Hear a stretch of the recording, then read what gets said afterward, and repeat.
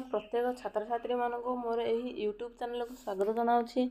आज हम कौन देखा ना कोर पेपर 8 रो यूनिट 2 प्रभावशाली जातिर भूमिका रोल ऑफ डोमिनेंट कास्ट। कौन रोल ऑफ डोमिनेंट कास्ट?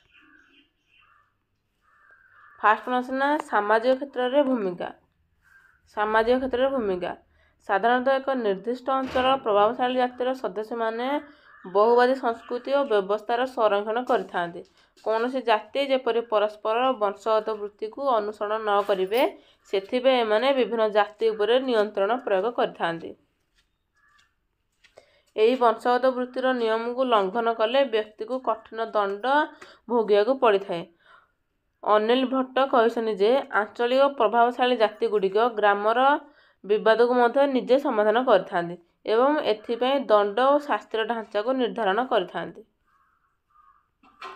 सामाजिक स्तर उच्च को जीवाई निम्न स्तर लोक मैंने प्रभावशाली जातिर सांस्कृतिक मानदंड आदर्श व्यवहार और चालीचलन को अनुसरण बा अनुकरण करने को चेष्टा करथांती।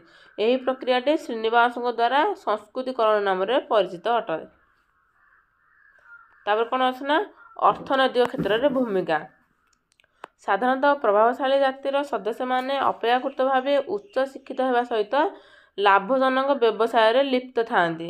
ग्राम्य समुदाय रे सेमानकर प्रभावशाली आसन जोगु सेमाने समस्त प्रकार उन्नयनमूलक कार्यक्रम फायदा हासिल करथांती। लास्ट कौन से राजनैतिक क्षेत्र में भूमिका। कौन राजनैतिक